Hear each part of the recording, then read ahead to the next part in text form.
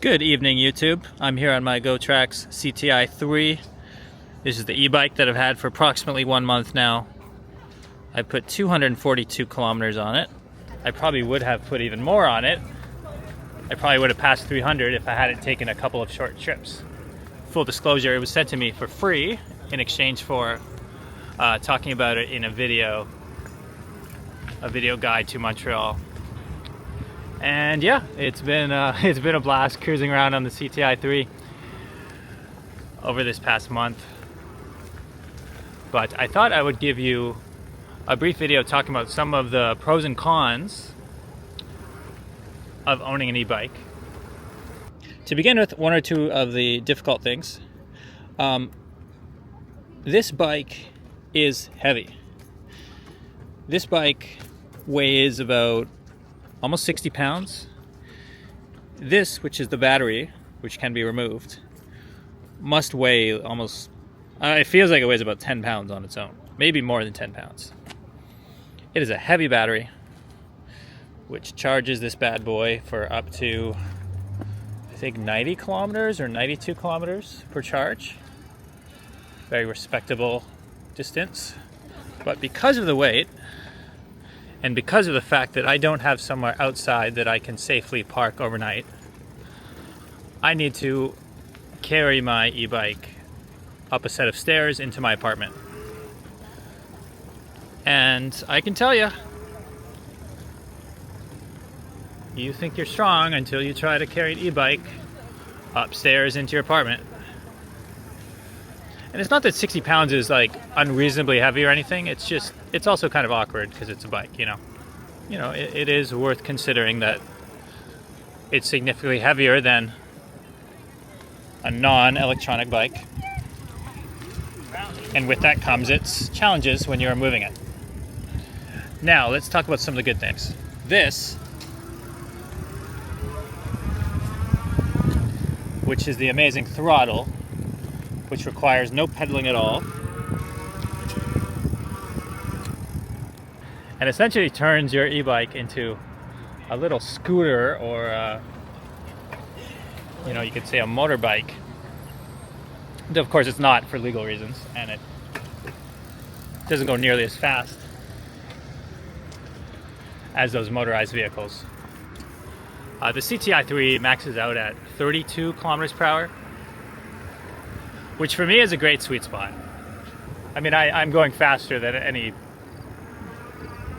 cyclist on the road. I mean, there's bicycles in front of me, and if I want to pass them,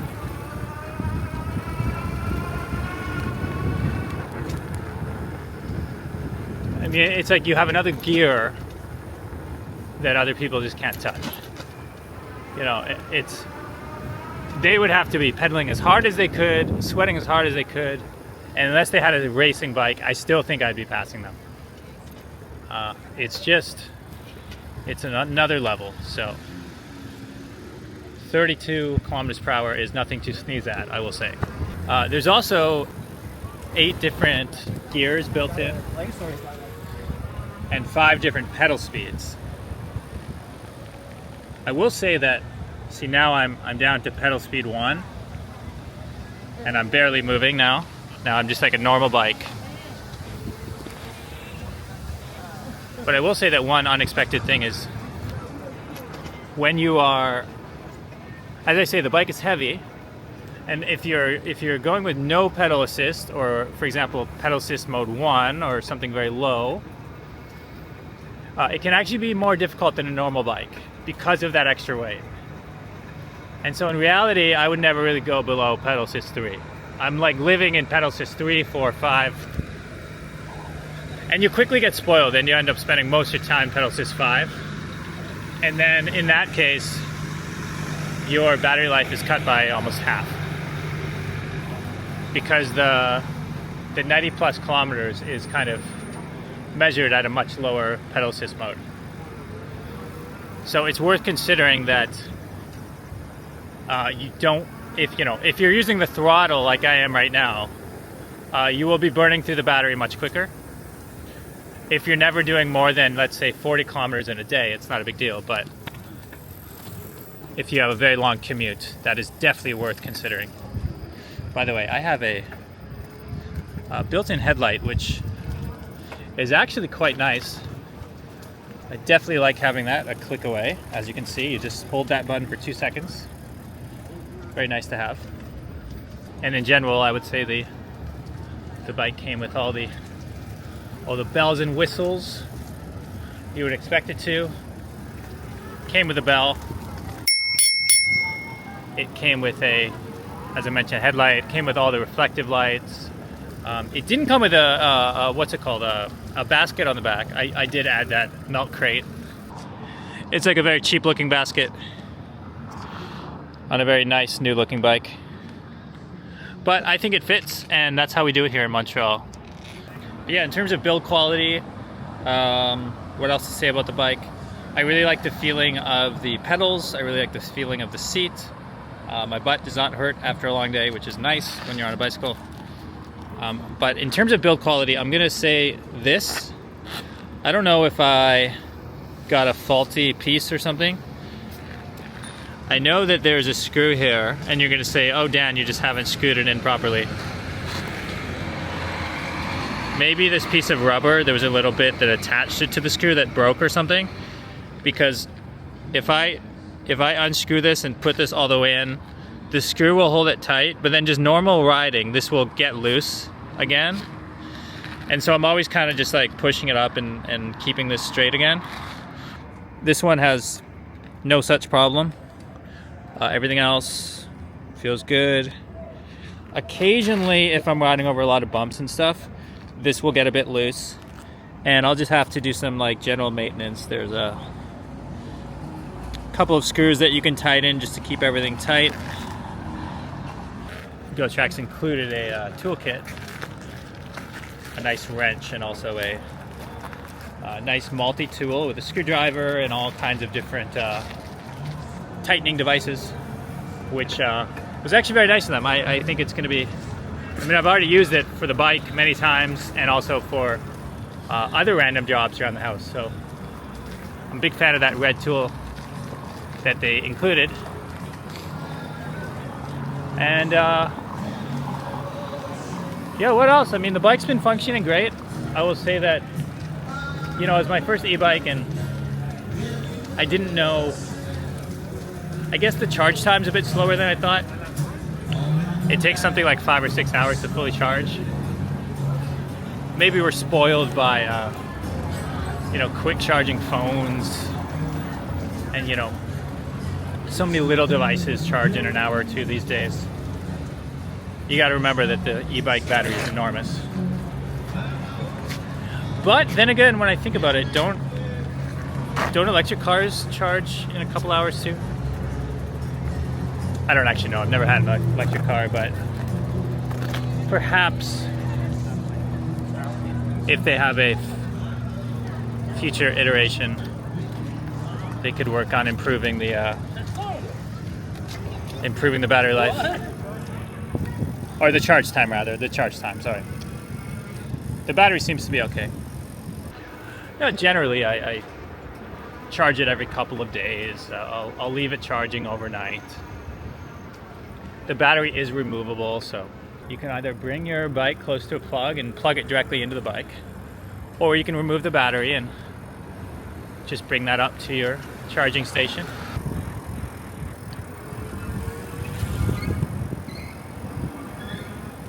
I do find it very cool to have the speedometer right in front of me, and generally the screen seems to be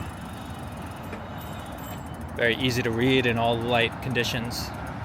The brakes work fine, more than fine actually. I've had no problems with the brakes. With the tires, I think I had to reinflate them once, but generally the tires are great. They might ship slightly deflated, so it is a good idea to have access to a pump when you first buy an e-bike like this. But now as we start going up the hill, you want to see how much this pedal assist helps. Watch this.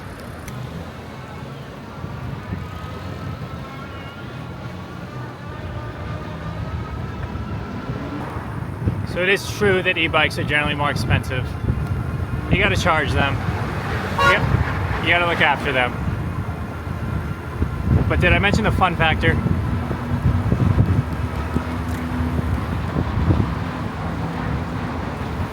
Because there's nothing quite like riding an e-bike up a hill.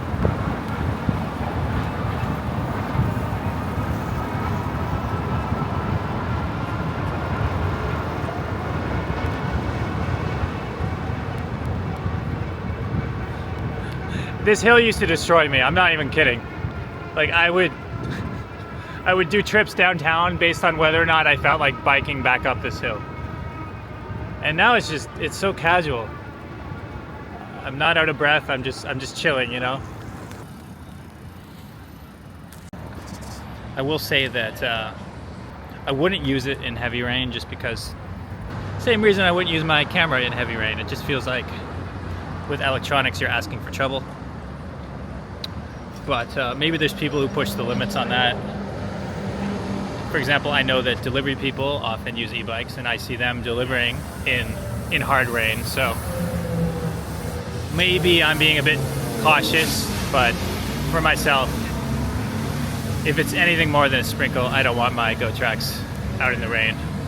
Anyway, as I say, the only real cons to think of in my experience are, you know, little build quality things like the handlebar.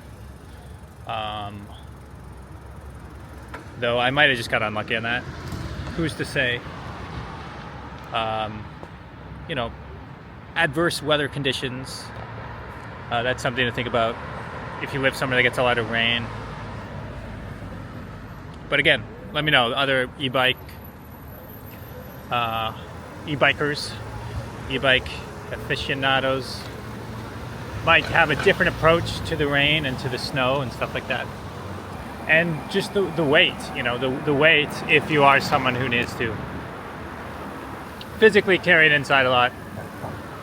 You might think I'm a wimp for bringing that up, but if you're doing it on a daily basis, I think it is something to consider. But other than that, the joy of riding this thing, you know, it really is kind of a hybrid between the bicycle experience and the experience I had in Southeast Asia when for months, I lived in Vietnam for nearly 6 months, and I had a motorbike for at least 4 of those months. And the thing about Vietnam is there's a lot of traffic, so you're not, unless you're on the highways, you're not driving very quickly. You're just slowly cruising on a motorbike. But on a hot day, it's really fun to just be slowly cruising around. Yeah, you don't get tired, and it's just a very relaxing way to travel. An e-bike, like I say, it's a perfect hybrid between the bicycle and the motorbike, because, you know, motorbikes, you have to fill it up at the gas station. If you think an e-bike is heavy, try lifting a motorbike. Good luck. You know, and it's a street vehicle. It's licensed differently, and it's just way more expensive, and there's just so many other things to consider. But having a bicycle that I can, when I want to, you know, push that throttle and just enter into a, you know, very relaxed kind of motorbike cruise. That to me is the power of an e-bike. Let me know your thoughts. Have you ever had an e-bike? Would you like to try one? Let me know.